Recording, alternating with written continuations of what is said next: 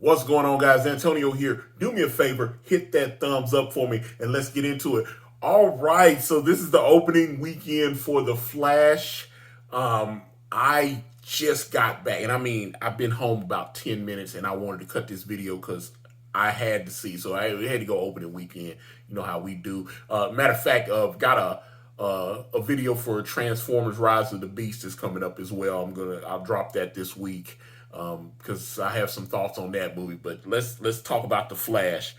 Long story short, absolutely enjoyed the movie. I've seen some of the critics' reviews, and they were like, "Oh, this movie's terrible."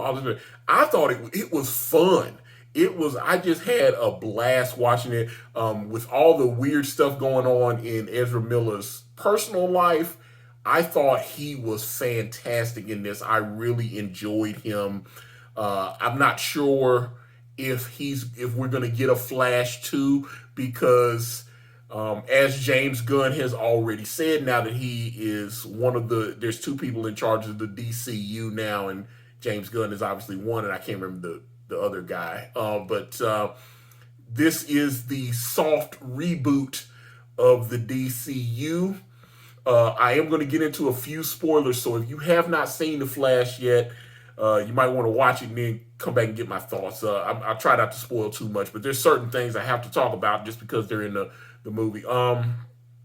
Some things have leaked out online already, which is kind of, man, like 25, 30 years ago, when movies like this would come out, things would, you might hear word of the mouth or whatever, but you wouldn't get the spoilers. Because I remember I was in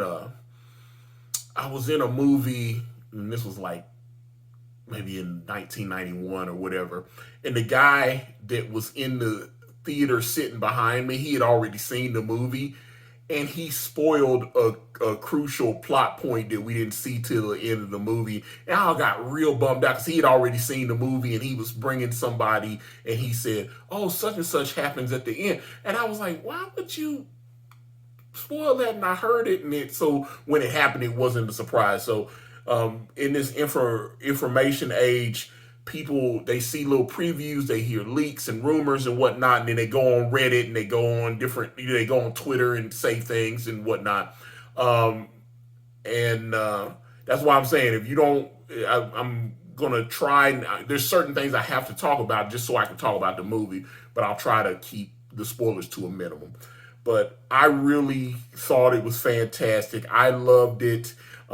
Some of the cameos have been, some of them were officially announced by Warner Brothers. Some of them have leaked online. The big one of the bigger ones was the fact that we get Tamura Morrison in as Arthur Curry's dad, Thomas Curry. That Warner Brothers put a press release out a couple months ago saying, so that's not really a spoiler. They did announce he was going to be. He's only in the one scene, but it was funny when you see it. Then we do get a little sneak peek of Jason Momoa at the end. But they're setting up Aquaman. Was it Aquaman? The Rise of the whatever. And either way, that's coming out, I think, next month in July. It's coming out in July. The second Aquaman.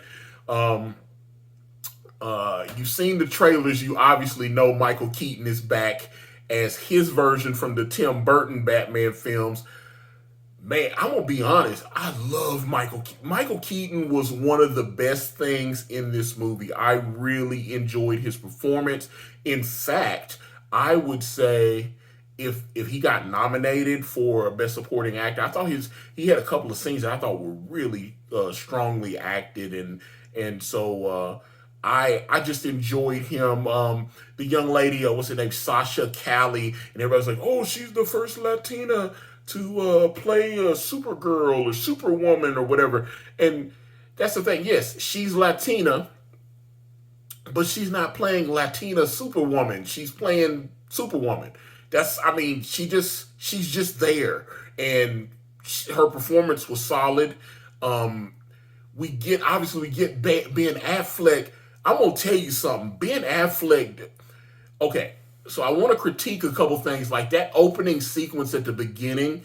I thought energy wise it was really, really good, but the CGI in it, there's a thing with some babies and stuff, and it's like it's overpowering, and the CGI is kind of cartoonish in certain things. And I was, and there was another gentleman that was in the row ahead of me, and we talked about the movie for a few minutes after it was over. And when he said, yeah, some of the CGI effects looked kind of cheesy, and I was like, yeah, I was like, the baby sequence at the beginning, I thought that was crazy. I thought it just and I actually mentioned, I said, if you remember the fight scene in the first Black Panther at the end that everybody goofs on, the Killmonger versus Black Panther scene, I thought it was that level of bad CGI because that it looked kind of hokey and stuff, and I was just like, wow, because this movie had like about a $200 million budget. It was crazy, and I'm sitting there going, man, make the CGI look a little better. We have the Flash suit that they had in this one was better. Um, I I definitely like that. I've talked about like the old Justice League, the Zack Snyder Justice League, the one that Josh Whedon ended up ruining, and then obviously the Snyder cut, and Ezra Miller's doing that weird running style, and he keeps that. He's explained why he runs like that. A lot of people seem to prefer Grant Gustin's running style as Barry Allen, but he's doing.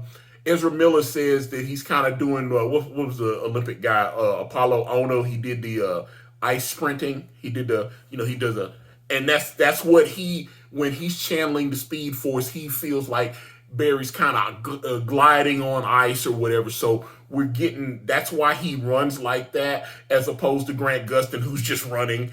And I was like, it looks weird when he's sitting there doing it like he's ice skating and stuff, but he's doing like ice sprinting. He's explained that, and I that's just a personal preference. Like if you watch the Josh Whedon version of Justice League where he races Superman at the end, and he's doing that weird, and I was like, oh God, it's terrible. But and he had the awful suit. I definitely like the suit in this Flash better. Ben Affleck, the action sequences at the beginning with the Flash and Batman, and we get Jeremy Irons back as Alfred, which I really appreciated.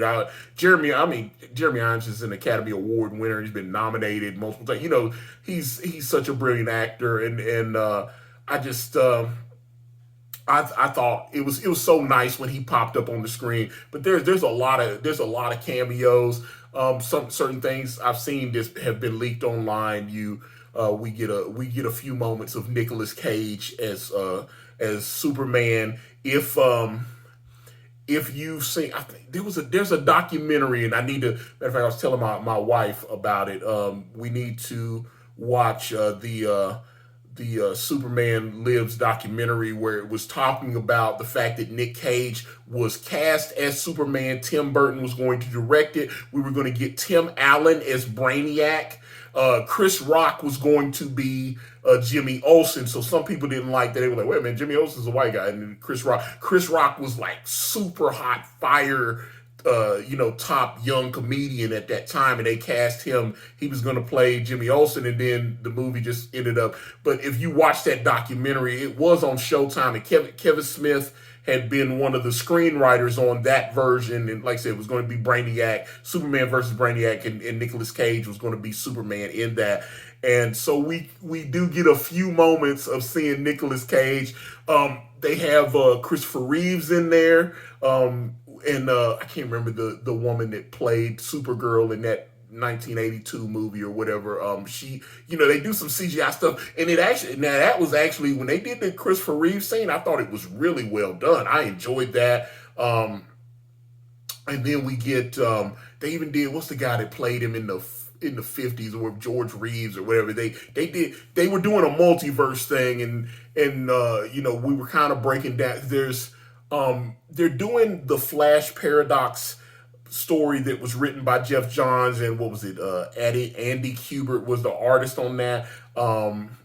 It was they did some of that, but certain things they changed because I can't remember the guy that plays on on the Walking Dead and everything. I can't remember his name. He plays the bad guy with the bat and everything. But he was, if you saw the Ben Affleck stuff when they did those flashbacks, he was Thomas Wayne. And if you read the Flashpoint storyline, you know that Thomas Wayne is Batman in his universe, and his wife becomes the Joker, and the whole thing. They don't do any of that stuff. We don't get none of those actors show up. There's certain things, like I said, there's certain things, but we get Ben Affleck, there's somebody else that shows up at the end. I'm not gonna like I said, this is definitely worth a watch. Very, very fun movie. I enjoyed it profusely. Like I said, we get the Jason Momoa cameo at the end. It doesn't look like it sets up Aquaman 2 though, so I'm not exactly sure because in Barry Allen's effort to save his mother, and then he has to realize that he kind of set a domino effect in order, and it kind of ruined everything. But definitely a big thumbs up for me. I'd give it about a strong 7.5, 8. Seriously, like out of 10, it is definitely a 7.5, 8 in that level. I thought it was great, despite the kind of cheese, especially like I said, that sequence at the beginning. It had a lot of energy. I liked it, but it was I was surprised that the CGI was so poor in it. We get the director is Andy Muschietti. He directed It 1 and It 2. We know he is coming back. James Gunn has already announced that he's going to be the director for the upcoming Batman Brave and the Bold. So we're not going to get Batman. We're not going to get Ben Affleck back, which is a shame. I really wanted to see that Batman Deadshot movie that they teased in the Justice League and the Snyder Cut. I would have really loved to see Ben Affleck get that, but I thought they did him right. The action sequences with Batman at the beginning were fantastic with Ben Affleck. I was really happy for him because I was like, people have, either love Ben Affleck as Batman or you don't. I thought he was fantastic in this, and I would really enjoy if they did a solo Ben Affleck Batman movie. I think like someone like Andy Muschietti would be great to direct that. But like I said, he's coming. They're doing Batman Brave and the Bold. We still don't know. We don't know. We're getting a new Superman. Obviously, they used the CGI Henry Cavill when they were doing the multiverse thing, but we already know Henry Cavill is not coming back as the Man of Steel. There's some other cameos. I'm not, like I said, I don't want to tell everything. I want you to go see this movie. It's fantastic. I really enjoyed it. But if you did go this opening weekend, if you did check out The Flash, if you liked it, if you didn't like it, get in the comments. Let me know what you guys think. I'm out. Thank you for watching. Please like and subscribe. And please check out my podcast at anchor.fm/Ikari Press, or just type in Ikari Press on your favorite streaming platform today.